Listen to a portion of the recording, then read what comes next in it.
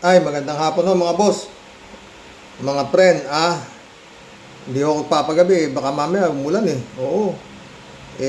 Medyo kumukulimlim na ho. Oo, mga friend Sabi, baka ngayon dating o bukas, whatsoever, mas mabuti na yung makapag-vlog. Oh, siguro naman alam niyo na ho ang balita na breaking news na itong si Bato, arrest warrant versus Senador Bato de la Rosa inilabas na. Yan. Yan siya, oh. Yan.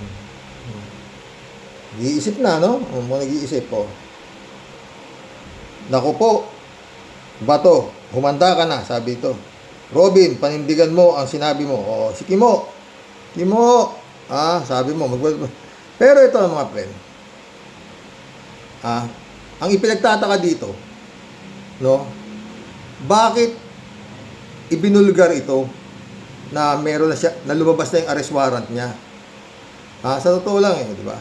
Noon ang alam magiging sorpresa ito na ito ay tago ayon kay hindi nga sinasabi kung kailan hindi nga alam ni Attorney Conti kung kung kailan lalabas, wala siya sinasabi. Maski si Senator Trillanes wala naman siya sinasabi. Pwedeng bago mag-Disyembre o first quarter of 2026, ganon-ganon ang sinasabi nila. Ngayon lumabas. Ang problema, no mga boss, ano ang rason? Ang nagsabi raw na meron na, itong ombudsman na si Boying Rimulya, na meron na kaya kumalat. No? Paano pa ngayon yan? Ano ang iisipin mo? Magpapadampot lang ng ganun-ganun ito si Bato? Sana mali tayo, mga boss. Unang-una na, alam niyang wala siyang kakawala-kawala pag siya nahuli at nadala sa dahig. Hindi naman siya pwedeng mag-aarte na siya may sakit at siya wala na sa sarili kagaya nung ginagawa ng amo niya na may tililing na siya. Hindi naman pwedeng ganun. At saka hindi pwedeng sabihin yun na kagaya na matanda na siya, 80 years old na, dapat humanitarian reason. Hindi pwedeng gagawing dahilan ni Bato yun na palabasin niyo ako, house arrest ako, hospital arrest ako, mga kung ano-ano. Hindi ho yan pwede lahat, mga boss. At lalong hindi po pwede na makakalusot siya dahil mismong yung amo niya ang nagturo sa kanya na yan, si Bato. Death squad din yan. Nakaano mo yun, sa Senado yata, tinuro to ni Digong Yan, si Bato. Death squad din yan. Kaya, alam niya sa sarili niya na pag siya nadampot, wala na siyang kakawala-kawala.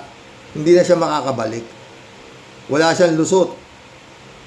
Maski sinong abogado kunin niya siguro doon, baka kagaya to si Digong, ang kinuha niya si Kupalman, di ba? Lahat naman ng mga nila Kupalman, mga house arrest, mga jurisdiction whatsoever, lahat deny. Kailangan naman sa kanya hindi i-deny. Ano pa? Wala namang ibang depensa yung abogado kung hindi kagaya nung ginagawa nila Kupalman na may sakit, wala na sa tatinuan, mga kailangan kay Bato hindi na uubra kasi ang lakas-lakas ni Bato di ba? Malabo, mga friend. Kaya ako siguro sana mali na tayo. Sana nga tanga ito na magpapahuli na lang ng ganun-ganun. At ang kaso napakabigat sa dami ng pinatay. Hindi naman si Duterte pumatay. Inutos ni Duterte. Ito ang nag-implement, di ba? Ngayon, mga boss, hindi tayo nagagaling-galingan. Paano na lang? Marami pa akong kasama ito Diba, nandiyan pa sila Albayalde. Kasama rin yata si Pitiliano Aguirre. Na sabit din do sa itong kaso nato ng crimes against humanity ni Digong. Kung lahat ng mga lalabas na warrant of arrest sisigaw ni Rimulya, oy, meron ng warrant of arrest. Hindi ko makuha eh. Anong tulong nun? Warrant of arrest, di ba? Kagaya sana ng ginawa kay Digong. Nung nahawakan nila yung warrant of arrest, inaresto na si Digong. At isinakay na ng eroplano, dinala sa Dahig. Yung araw din na yun. Nagulat nga si Digong, di ba? Pagbaba niya ng airport, diniretso na siya sa Villamor. Eto paano to? Sa dami ng pera nito, hindi ko sana, baka malamang, ni ate sinisiguro, baka bilyonary din to eh. Ang tagal na ito, sa Davao pa lang eh. Ang daming sa Davao, mga illegal smuggling, kung ano, maraming sa Davao eh.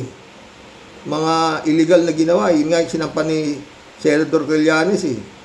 Involved sila sa drug trade, kung whatsoever, ganyan, marami.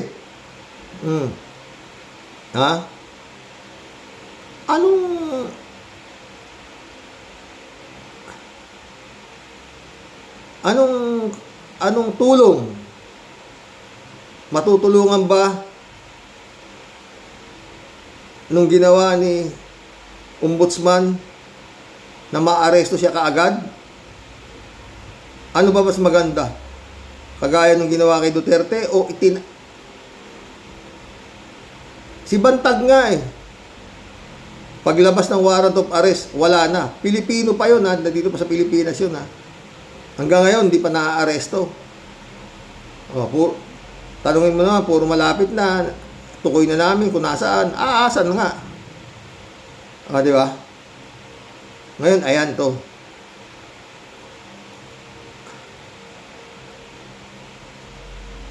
Wala na. Ang ganda sana, di ba? Mababawasan yung pasisweldo ng senador. Dahil nga ito, ewan ko kung sumusweldo pa. Si Digong kaya, sumusweldo pa bilang mayor. Acting mayor lang si Baste, di ba? Mga boss. Ano kaya naisip naman? Justice. Ombudsman kayo, di ba? Warrant of arrest yan eh. Kumisan nga, dapat yan, nililihim pa para hindi na makapagtago yung aarestuhin eh. Hindi yung, Tiago, may warrant of arrest ka na, parang ganun eh. Humanda ka, aarestuhin ka na, Tiago. Ano gagawin mo, Tiago? Kung ang kaso mo, murder, siguradong shoot ka sa banga, ano gagawin ni Diego? Ni Tiago, whatsoever? Tatago ka ah. Sa normal na pag-iisip ng isang demonyo, magtatago ka. Di ba? Alam mo, pahuli si Tiago, di ba? Alam niya, kunyari, lalo na, sesentensya siya ng life imprisonment. Magtago na, daming pera. Di ba? Doon naman punta niya, mga friend eh. Talagang maraming nagtataka. Kanina, napanood ko kay Atty. Conti, tsaka si Prof. Cielo Magno, yun nga. Bakit inilabas? Bakit hindi kagaya nung pagkadakip kay Digong na saka siya binasahan ng warrant of arrest niya, pero napapaikutan na siya ng aaresto sa kanya. Di ba? Eto hindi eh. Iba style. Ano to? Parang selective justice ba?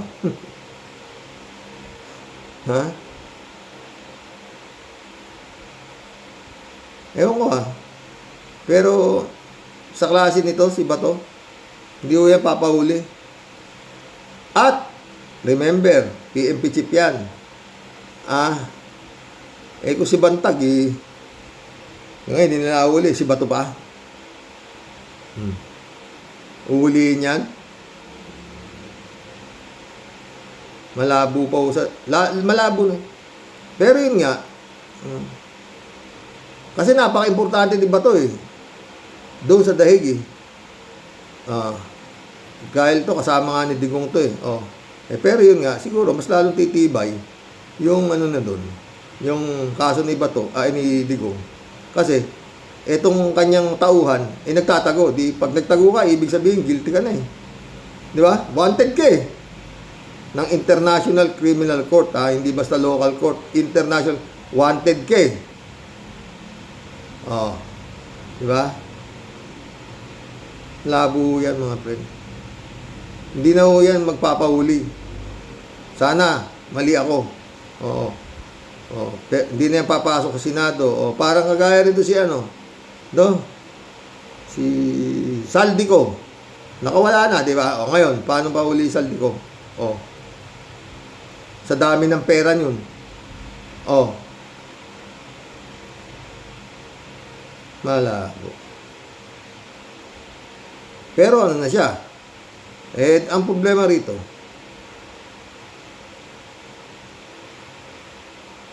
mag-aantay na lang to kung anong mangyayari sa November 16, 17, 18. Doon sa sinasabing malaking rally raw ng mga kulto.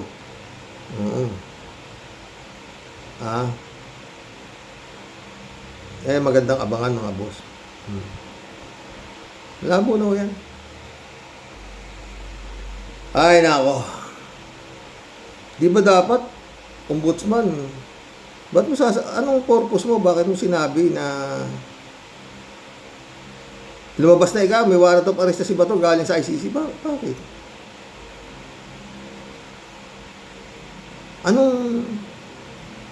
Anong maitutulong doon sa bansang Pilipinas? Doon sa ginawa mo na yun. Andiyan, ang natulungan nung si Bato. Di ba?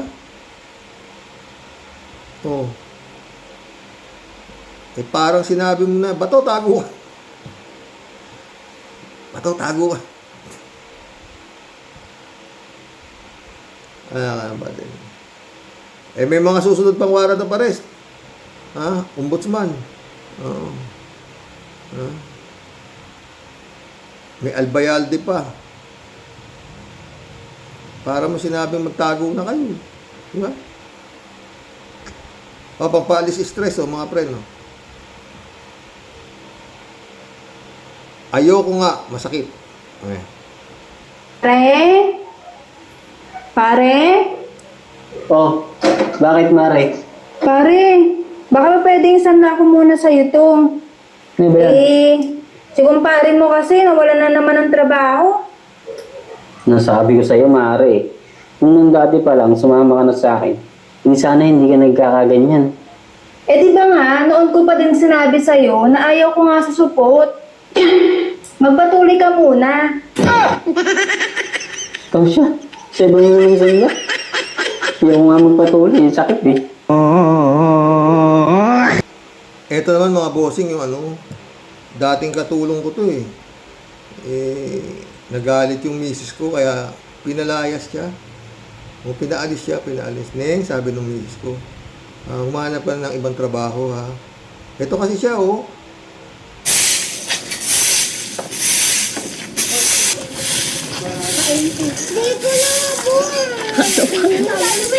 Sino magpapawalis dyan, guys? Ayan, 20 lang isang kilometro. Charot. Kasipag naman, Mahaba na yung mga damo, guys.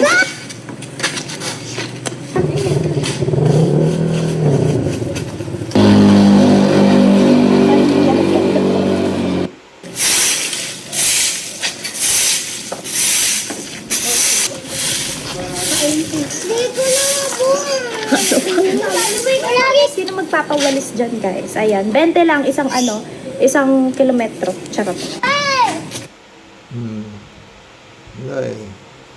Sabi nung misis ko, Neng, sa iba ka na lang pumasok ng trabaho, baka yung asawa ko, maduling. Di ba mga boss? Ano kaya purpose ni Ombudsman Remulla at sinabi niya na nandyan yung warrant of arrest ni Bato galing sa ICC. Yung samantala, simple lang, o order, o baka yung sabi, yung ba pumalit kay Torre, General Torre, si Artatis ba yun? Baka yun naman ang nagsabi na, boss, cover!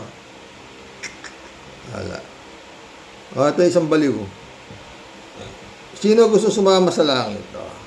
na kung pumunta kayo sa langit na kasama ko. Lalo na kung nakita niyo yung mansion ko doon. O sasabihin ko sa inyo, mansion ko doon, ilang beses ko nang pinuntahan yun. Ang doorknob ko doon, diamond. Ang doorknob ko doon, diamond.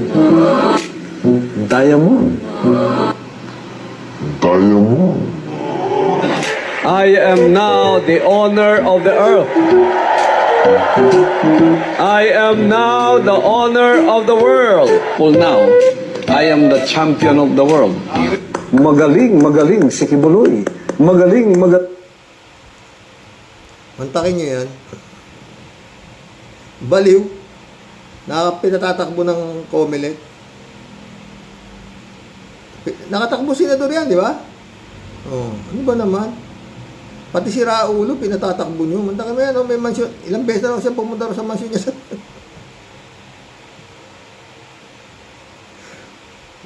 May bagyo, pero at least makapaglibang-libang, no? Doorknob daw niya doon sa... Ilang beses na raw siyang galing doon sa mansyon niya sa langit. Yun, kagago. Oh. Hanggang ngayon nga, di ka makalabas-labas, gago. Siya raw ang owner of the earth. Baliw! Eh, sino magsasabi matino to? Sige nga. Mga boss. Oh. Sino magsasabing matino yung tao na yan? Oh. Mali ba sa Comelec? Kinonsider nila matino yan. Diba? Pentakbo na senador eh.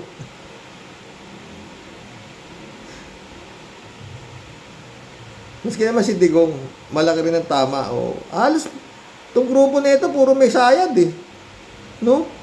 Si Digong naman, oh, minumura niya yung Panginoon Jesus. Binabatikos niya yung Katoliko. Kung ano-ano pinagsasabi. Oh. Ay, nako. Oh, ito pa isang may katok, oh. Ano, Bisaya, mubangon man gyud ta. Samantala, biglang lumutang si Bongo para umepal sa Cebu. This time, walang lugaw o fishball na involved para mambudol ng mga Pilipino, pero ginawa na namang bida ang sarili. Tinabangay lang ta. Ug ako, muli, nananawagan rin po ako sa national government. Huwag pong pabayaan dito sa Visayas. Nandito po ang bulto ng tinamaan po ng Typhoon Tino. Sa kanyang pahayag, tila ba ang national government ay nagpapabaya at siya lang naman ang bida. Pero imbes na tumulong, parang campaign speech ang binigay niya. At buti na lang, this time, wala siyang binabasang script. Nananawagan po ako sa lahat, sa DSWD, sa DOH, DPWH, DICT, DOE, at sa lahat ng ahensya ng gobyerno po. Restoration of normalcy kagad ang kailangan. Sana makabalik na kagad sa normal na pamumuhay ang ating mga kababayan. Yun po ang aking panawagan sa national government. Nasa inyo po ang resources. Bilang senador, suporta mi sa national government. Kapal na mukha, no?